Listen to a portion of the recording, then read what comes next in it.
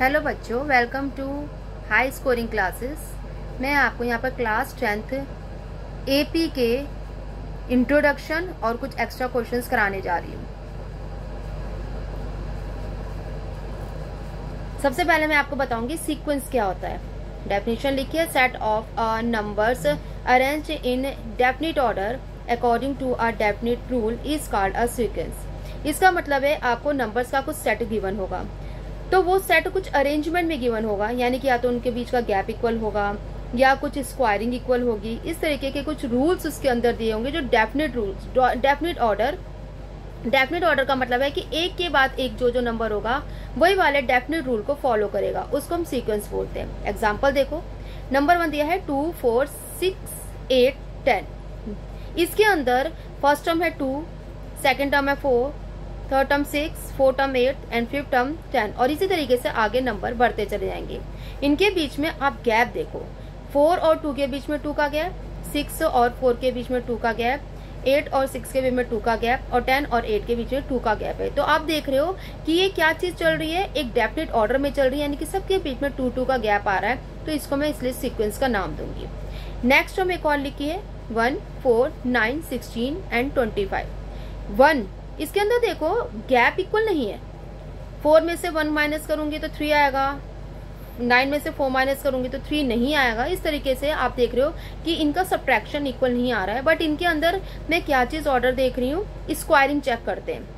1 का स्क्वायर 1, 2 का स्क्वायर 4, 3 का स्क्वायर 9, 4 का स्क्वायर 16 एंड 5 का स्क्वायर 25 है। तो अकॉर्डिंग टू नंबर्स पहले 1, 2, 3, 4, 5 सबकी स्क्वायरिंग क्या आ रहे हैं, जो नंबर लिखे हैं सबकी स्क्वायरिंग दिखाई दे रही है। तो इस तरीके से स्क्वायरिंग नंबर का रूल फॉलो करते हुए आपको एक डेफिनेट ऑर्डर के अंदर शो हो रहा है, इसलिए हम इसको एक सीक्वेंस का नाम देते हैं। एक और लिखिए मैंने, नेक्स्ट सीक्वेंस है 1, 3, 5, 7, 9। इनके बीच का गैप आप देखो, इनके 1 और 3 2, 3 और 5 के बीच में 2, 5 और 7 के बीच में 2, 7 और 9 के बीच में 2। तो इन सब के बीच में जो रूल आ रहा है वो 2 के गैप का आ रहा है, तो इसको हम सीक्वेंस का नाम देते हैं। Here 1, 2, 3 are in sequence. तो आप इसी तरीके से और काफी सारी सीक्वेंस को चेक कर सकते हो। ईच नंबर और sequence is called a term. सारी जो सीक्वेंस के जो नंबर्स होते हैं, जैसे कि 2 है, 4 है, 6 है, 8 है, 10 है, इन सारे नंबर्स को, ईच नंबर और सीक्वेंस, इन सारे सीक्वेंस को यानी कि सारे नंबर्स को क्या बोलते हैं, टर्म बोलते हैं। ये first term, second term, third term, fourth term, fifth term and so on. इस तरीके से जो सीक्वेंस के अंदर नंबर होते हैं उनको टर्म का नाम दिया जाता है। नीचे देखो, फ्रॉम सीक्वेंस 1 सीक्वेंस से मैं चेक करती हूँ, जो कि 4, 2, 4, 6, 8 और 10 गिवन है। फर्स्ट टर्म कितनी है यहाँ पर 2, सेकंड टर्म है 4, थर्ड टर्म है 6, फोर्थ टर्म है 8। इसके अंदर मैं एक एनर टर्म सर्च करूंगी कि इस सीक्वेंस का nth टर्म क्या होगा। एनर टर्म होता है कि अगर मैं आगे कोई सा भी और नंबर मांगू कि इसका 16 टर्म, इसका 18 टर्म, इसका 25 टर्म क्या होगा, तो उसको एनर टर्म का नाम दिया जाता है। तो मैं इसके अंदर एक फॉर्मूला को अपने आप बनाऊंगी कि किस तरीके से मैं एनर टर्म को देख सकती हूँ। फर्स्ट टर्म यहाँ पे 2 है, तो 2 को मैं क्या लिख सकती हूँ, 2 into 1। सेकेंड टर्म आपका 4 है, इसको लिखेंगे 2 into 2। थर्ड टर्म आपका क्या है 6, तो 2 into 3, और फोर्थ टर्म आपका क्या है 8, तो 2 into 4। और इस तरीके से काफी सारे और नंबर 10, 12 को मैं लिख सकती हूँ। इसके अंदर ना कॉमन चेक करते हैं कि कॉमन क्या चीज निकल कर आ रही है। आप देखो इनके बीच में कॉमन यहाँ पे 2, यहाँ पे 2, यहाँ पे 2 और यहाँ पे 2। तो चेंजेस कौन से नंबर हो रहे हैं, यहाँ 1 है, यहाँ 2 है, यहाँ 3 है, यहाँ 4 है। तो जो चेंजेस वाले नंबर होते हैं वो n को बिलोंग करते हैं, और जो कांस्टेंट नंबर होते हैं उनको एज इट इज लिख दिया जाता है। तो एनर टर्म ऑफ दिस सीक्वेंस क्या बन गई, 2 कांस्टेंट है तो 2 आ गया, और जो नंबर चेंजेस हो रहे हैं उनकी जगह पर n लिख देते हैं। तो क्या नंबर बन गया, 2n बन गया, यानी इसकी एनर टर्म क्या हो जाएगी, 2n। अब यहाँ पे मैं n को नंबर चेंज करती रहूंगी और उसका अगला नंबर निकलता चलेगा। जैसे यहाँ पे 1, 2, 3, 4, 5 फिफ्थ टर्म है, मैंने यहाँ फिफ्थ टर्म लिखी नहीं है, पर अगर मैं यहाँ 2n से फिफ्थ टर्म निकालना चाहती हूँ तो n की जगह मैं 5 रखूंगी, तो क्या आ जाएगा, 2 into 5 = 10 आ जाएगा। तो इस तरीके से मैं सीक्वेंस के एनर टर्म के अकॉर्डिंग इस तरीके से मैं कोई सी भी टर्म को निकाल सकती हूँ। जहाँ पर n क्या होता है आपका, n आपका कोई सा भी नेचुरल नंबर होता है, और नेचुरल नंबर 1 से स्टार्ट होते हैं। तो 1, 2, 3, 4 यानी जितने नंबर चाहती हूँ मैं उतने नंबर इसके अंदर लिख सकती हूँ। ओके,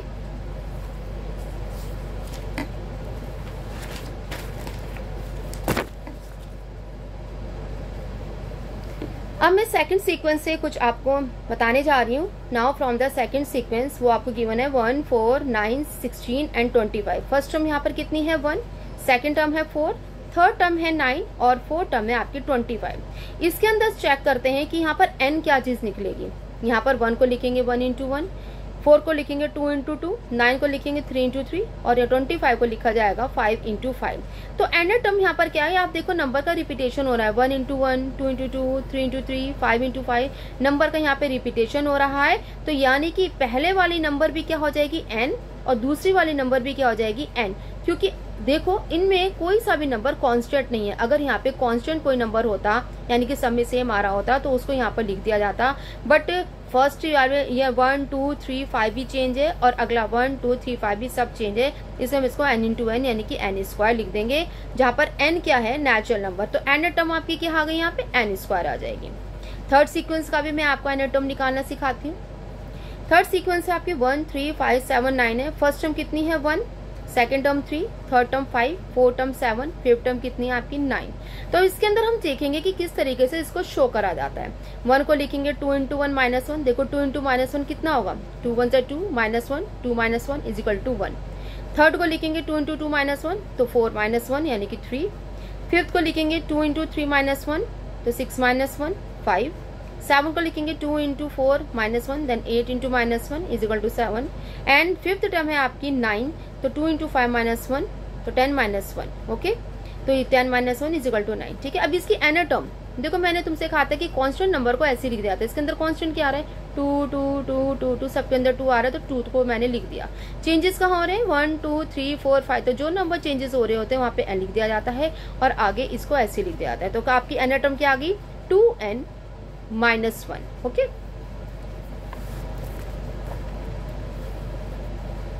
नेक्स्ट टॉपिक आ रहा है आपका फाइनाइट एंड इनफाइनाइट सीक्वेंस क्या चीज होती है। If a sequence end at the particular term then it is a finite sequence.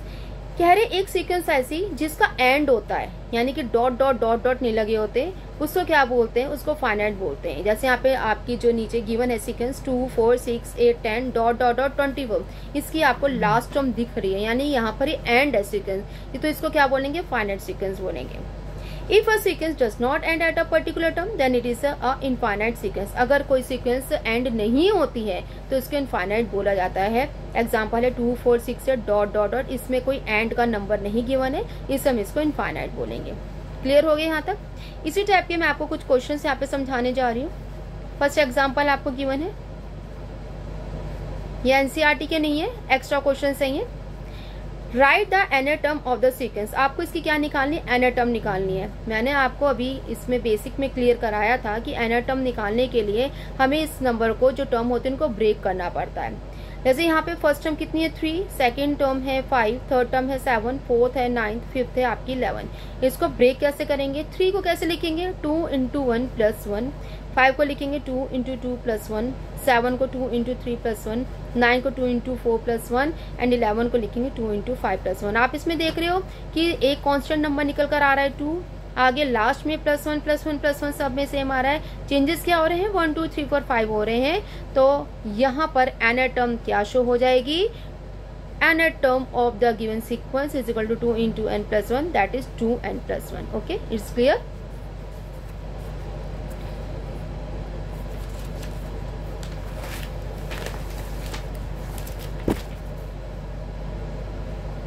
एक एग्जाम्पल मैं आपको और क्लियर करा रही हूँ। Write first 4 terms of the following sequence. आपको एक सीक्वेंस इसके अंदर गिवन है जो कि an वाली गिवन है, सीक्वेंस है ये n फॉर्म में गिवन है, पूरी नंबर्स नहीं दिए हुए हैं, n वगैरह भी इसके अंदर गिवन है। तो आपको इसके शुरू के 4 टर्म्स निकाल के दिखाने हैं। कैसे निकालते हैं ये, an is equal to 3n minus 1 रख दिया। अब कितने टर्म निकालने हैं 4, तो n की जगह पर यहाँ पे 4 नंबर रख देंगे 1 2 3 4, लिख दिया put n is equal to 1 2 3 4। अब एक एक करके नंबर इसमें रखते हुए चले जाएंगे जो आपको यहाँ पर एनर टर्म गिवन है और उसमें आपको सारी टर्म्स निकलती हुई चली आ जाएंगी। देखिए कैसे करा है इसको। an आपको गिवन है 3m माइनस 1, पहले n की जगह 1 रखा तो n की जगह 1, तो a1 is equal to 3 into 1 minus 1, n की जगह पर क्या रख दिया है 1, कितना आ गया 3 माइनस 1 इज इक्वल टू 2। ये आपकी फर्स्ट टर्म निकल गई। जहाँ 1 रखेंगे वहाँ पे फर्स्ट टर्म निकल जाएगी। सेकंड टर्म निकालने के लिए हम n की जगह पर 2 रखेंगे, तो इसी इक्वेशन में रखना है। 3 into 2 minus 1 that is 6 minus 1 is equal to 5। अब हम यहाँ पे 3 रखेंगे, तो 3 इंटू 3 यहीं इसी में रखेंगे। 3 into 3 minus 1 is equal to 9 minus 1 is equal to 8 third term. अब यहाँ पे 4 रखेंगे, तो 3 into 4 minus 1 is equal to 12 minus 1 is equal to 11। ये आपकी 4 टर्म आ गई। तो आपकी फर्स्ट 4 टर्म्स बड़ी इजीली निकल गई हैं। 2, 5, 8, 11 लिख दें यहाँ पे, that is your answer. Okay, hope so आपको सब क्लियर हो गया होगा बच्चों। अगर कोई डाउट है तो प्लीज आप मेरे कमेंट सेक्शन के अंदर जरूर बता देना। फिर मिलते हैं आपको अगली वीडियो में, तब तक के लिए गुड बाय।